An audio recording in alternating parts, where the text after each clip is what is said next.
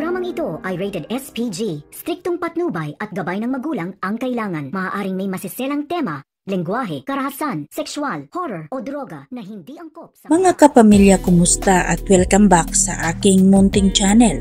Narito ang aabangan natin ngayong Lunes sa FJ Batang Quiapo. Unang kita pa lang ni Miguelito kay Punggay, nabighani agad siya sa ganda ng dalaga. Nag-isip naman ng paraan si Miguelito kung paano siya makalapit kay Punggay. Kinuha niya bilang personal na bodyguard. Perfect umano ito sa kanya. Namang pumayag si Punggay sa inaalok na trabaho ni Miguelito. Nag-alala naman ang kaibigan nitong si Chona sa papasukin na trabaho ni Punggay. Nadya ni Punggay umano ang trabaho na inalok ni Miguelito para mapalapit sa pamilya Guerrero. Madali na lang ang pagmanman ng mga kinikilos ng mga Guerrero. Pantalang sobra naman ang pag-alala ngayon ni Divina nang hindi pa rin nakauwi si Rocky Boy. Nararamdaman niya na may nangyaring masama kay Rocky Boy. Si Brando ay kalmado lang naman ito.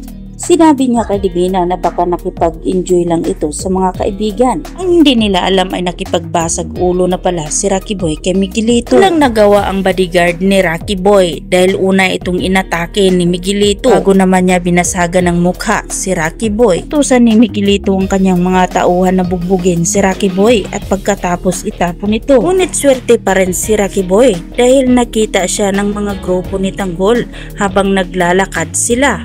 Agad naman nilang sinagip ang buhay ni Rocky Boy. Ngunit ang hindi alam ni Tanggol sa pagsagip niya sa buhay ni Rocky Boy ay ito na pala ang malaklema niya. Dahil ito lang naman si Rocky Boy ang binugbog ni Tanggol noon. Lang naalala ni Rocky Boy ang ginawang pagpasakit ni Tanggol noon sa kanya. Balak ni Rocky Boy na magiganti kay Tanggol at mas malala pa sa ginawa ni Tanggol sa kanya noon. Mga kapamilya, yan ang ating pakatutukan at sabay-sabay nating abangan dito lang sa FJ Batang Quiapo. At huwag po sana niyong kalimutan na i-like, i-share at pahingi na rin ng isang subscribe. Maraming salamat.